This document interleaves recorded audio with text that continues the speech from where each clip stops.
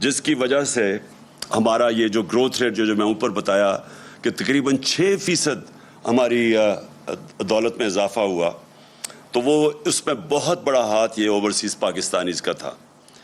پھر جدھر 60% پاکستانی دیہات میں رہتے ہیں، تو یہ بھی پچھلے دور کے مطابق تقریباً دگنی ہماری 4.4% ہماری ایگریکلچر میں اضافہ ہوا، یعنی گروتھ ریٹ ہوئی ہے۔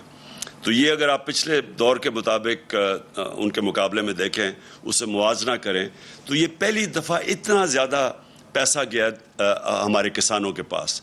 کبھی پچھلے 10-15 سال میں کسانوں کے پاس اتنا پیسہ نہیں آیا، اور اس کی بہت بڑی وجہ کہ ہم نے جو انسینٹیوز دیے، ہم نے جو یہ جو شوگر مافیا تھا، یہ پیسے نہیں دیتا تھا کسانوں کو، وقت پہ پیسہ دلوایا اور پوری قیمت دلوائی۔ پہلے کٹوتی ہوتی تھی، پورا پیسہ نہیں پہنچتا تھا، قانون بنائے، ان کو ٹائم پہ پیسہ دلوایا۔ جب کسان کے پاس پیسہ آیا، اس نے اپنے زمینوں پہ لگایا،